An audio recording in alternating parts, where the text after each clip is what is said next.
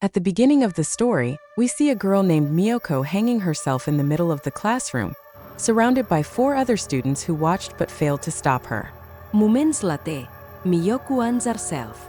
Then, another girl named Yura, Mio's best friend, enters the classroom to save her. However, it's too late and Mio dies on the spot. Yura sits down and cries. Then Mio's spirit appears before her, telling her, "You should have saved me." The next moment, Yura wakes up in fear. She realizes it was just a nightmare, but it was true. 10 years ago, Yura's high school best friend Mac had taken her own life in a similar manner. Her nightmares continue to haunt her, revealing a profound and dark secret, which we will learn later. Yura then messages her high school friends and decides to meet them that evening. Later that evening, we see Yura with her friends, the same 4 we saw standing around Mio in Yura's dream. 2 of them were boys, one named Jutai. One was a girl who was Juntai's friend. Then another friend, also Yura's friend, arrived.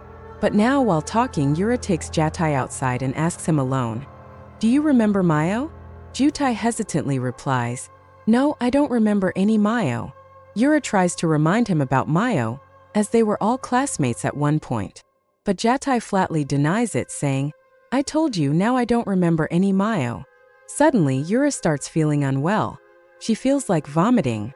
So she goes to the bathroom, where she sees a terrifying spirit and faints in fear. Afterward, she has a vision of her childhood, where she and Mioka were best friends, and Mioka gifted her a bracelet. When Yura wakes up, she finds herself in a car, where all her friends are going on a long drive. Everyone tells her that she might have fainted due to weakness. Yura's friend is driving, and the others fall asleep for a while, leaving only Yura awake. Her friend asks her if she's feeling well. Yura doesn't respond, and when he looks back, he sees a terrifying spirit, after which the scene cuts to a cut. In the next scene, we see all the friends in the same classroom Yura used to dream about.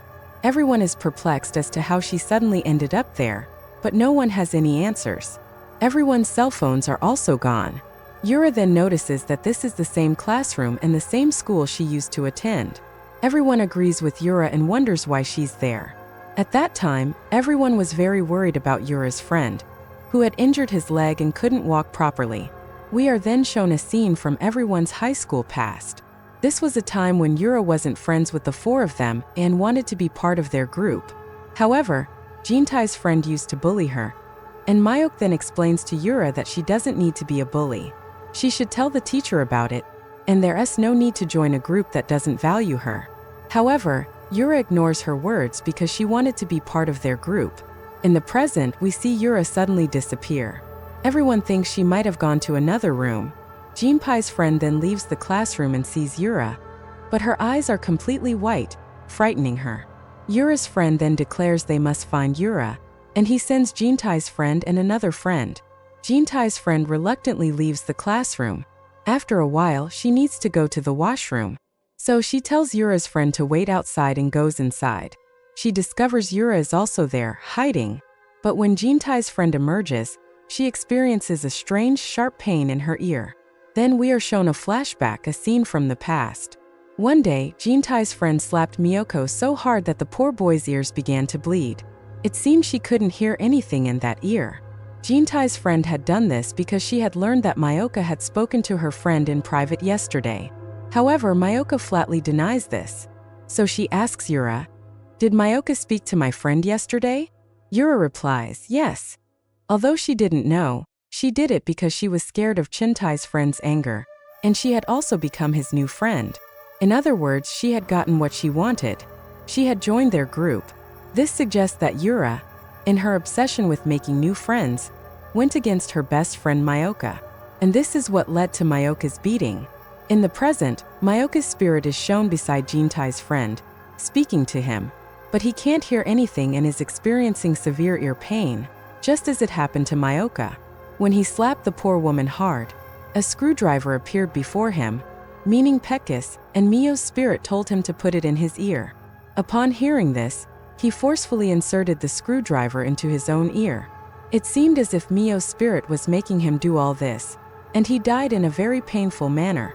Just then, Yura and his friend arrived.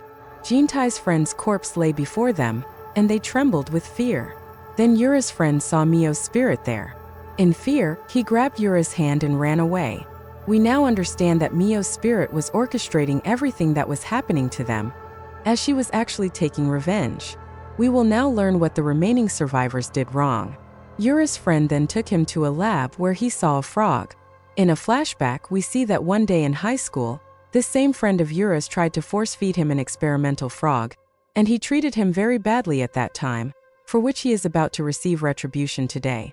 Then, in the present, a large number of frogs suddenly emerge from Yura's friend's mouth. Several frogs are even moving inside his body. This causes him immense pain, but he can't help but see them. To relieve the pain, he cuts open his stomach with a surgical knife to release the frogs. This results in his painful death. We then see Jintai, who leaves Yura's other friend alone and goes looking for everyone. After a while, Yura's friend wonders if everyone has left him alone. He emerges and sees Mayok's spirit in a classroom, and he runs away in fear. Meanwhile, he gets hurt and falls some distance away. Mayoka's spirit drags him into the darkness, and his game ends there. To understand why Mayoka did this, let's take a flashback. Yura's friend had an evil eye on Mayoka, and since Yura was Mayoka's best friend, she enlisted Yura's help to fulfill her evil intentions. She lured Mayoka to the school gym at night. Yura lied to Mayoka, saying she had left the bracelet she'd given her somewhere in the school gym and couldn't find it. Mayoka went with her and saw Yura's friend standing there. As soon as Mayoka arrived, he signaled her to leave, but the foolish girl left, leaving her best friend Mayo behind. Yura's friend then began to force Mayoka into a dark room. Now in the present, we see Yura crying and telling Mao's spirit, "Enough, you've taken revenge on everyone." Mayoka replies, "I haven't taken revenge yet, there's still more left and I'll do it later." Just then a spirit arrives, having seen Yura's friend's dead body, and was terrified. He goes to Yura and sits down, comforting her. Yura tells him, "I've been hearing Mayoka's voice for a while, talking about all of us." Jintai asks, "What did Max say about me?" Yura sees a vision depicting the story of Mayoka and Jintai. After Yura's friend's assault, Mao was completely devastated, and Jintai comforted her. They became close friends. One day, while talking, Mao asks Jintai, "Have you been thinking about anyone for a while? You're drawing something. Tell me, what are you drawing?" Jintai says, "I'll tell you when the time is right." He then says, "I left my phone in the art room," and they both go to get it. Meanwhile, Jintai excuses himself to the bathroom and leaves, leaving Mac in the art room. There she finds Jintai's phone, but also his painting. Miyoko removes the cloth from the painting and reveals the painting Jintai had been drawing all along. This was the painting of Yura's friend harassing Miyoko. This meant Jintai wasn't a good guy, nor was he a friend at heart. He too really wanted to hurt her.